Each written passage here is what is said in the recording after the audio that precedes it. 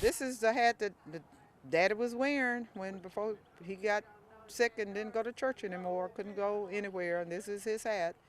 And once I realized this was the hat, I wanted it, and I've been had it for all those years in a box. I keep it. This first time it ever been out of the box that I put it in once I got back to Milwaukee. And since we celebrating and honoring him today, I wanted to put it on my head and wear it. And if he was here, he said, "God, take that hat off your head. You know you're not supposed to have nothing pertaining to a man." But since he's not here to tell me that, I'm going to wear it. He had about 3 keyboards. That's my keyboard. But he had about 3. And all of that disappeared. Well, a whole lot of stuff disappeared before I changed the locks on the door. But this, of course, I know Kenny know all about all that. That's his creation. Cathedral lighting. No, I would not change it. That's cathedral lighting. What? The lighting. The picture arrangement. Over the mirror. They're red and white. That's a feature. Where's my graduation picture? I don't know. I say mine is not up there either. Where'd they go? If you may look behind that mirror, they might be falling. No, don't want to find nothing behind the mirror. That shouldn't be behind it. I got some pictures. Let me show you. But I left the pictures. That's okay. Let me show you over the mirror. Now the rest of them is mine. That clock, of course, is what Antoine made for him. I think Antoine is the one that made those clocks. Okay. That's it. That one over there is mine. Kenny. All of that was his children, but they don't fell off or went somewhere. And one just fell off, rotted off just yesterday. Okay. Here's what you call a hand hay baler. The pick fork kind. This is the way you had to feed it with the pick fork.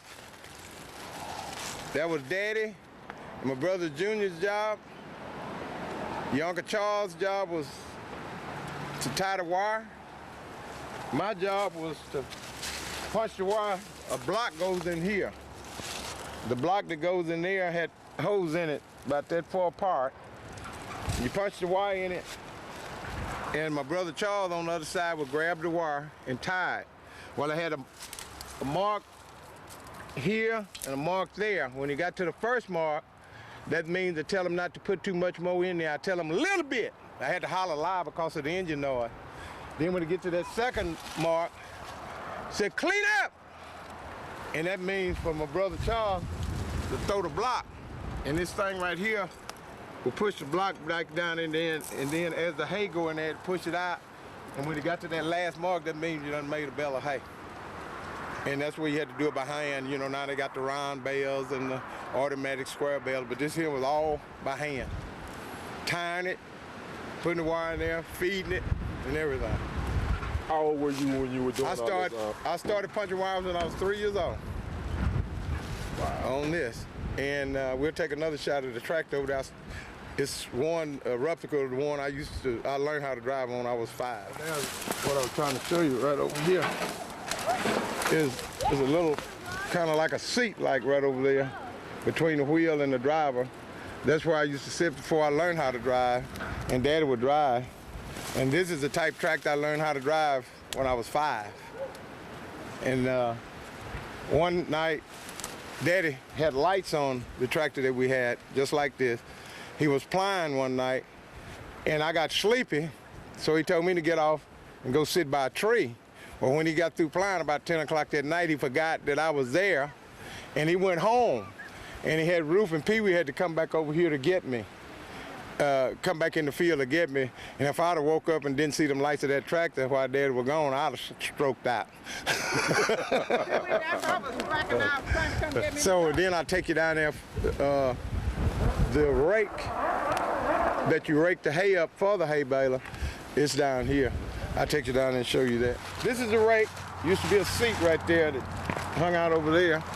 This is the rake that you rake the hay with for the hand hay baler, pick fork hay baler. When the rake got full with hay, you flip that lever and it raise it up, you dump it. And you rake it till you get enough to fill it up, and then you take it to a big pile. And you have piles all over the hay field, hay meadow, and you take the baler and go to each pile and bale it up, and then you move to the next large pile. And that's what we started Daddy started doing that. And that's the way he made his living in the summertime, along with, planting cotton, raising cotton. And back there then, for only thing we done then was just baled it. The customer would cut it and rake it with a rake like this, and we baled it. And back in the day when I was 3 years old, we was charging 20 cents a bale. So every time a bale of hay hit the ground, it was 20 cents. And my dad made many dollars that way. Wow. And until 1956, he bought an automatic. And Charles and I was the only two boys left home. And all we had to do was drive tractors in, and we was the happiest kids in the world. We thought we had died and went to heaven. So I raked it with the tractor and a rake, and Charles baled it.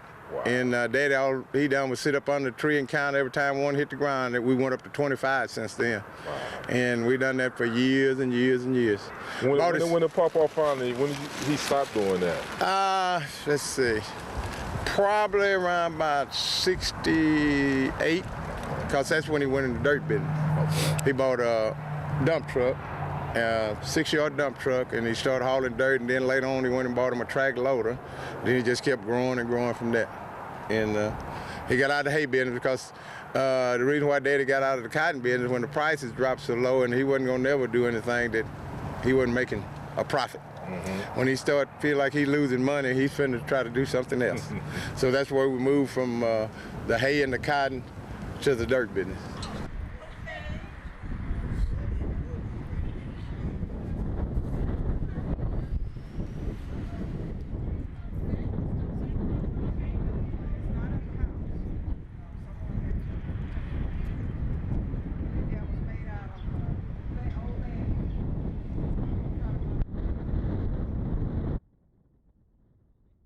This is Earlene, your oldest sister, to all my siblings and all the children and offsprings of Amos and Henderson.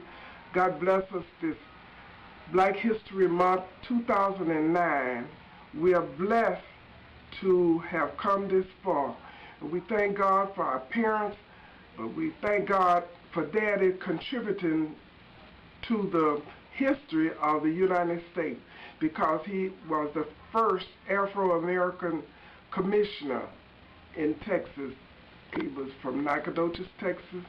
And may you have a great day on this day, and we remember all of you in prayer. God bless you. I was here, and I'm very honored to say that he is my father, and he enjoyed his work.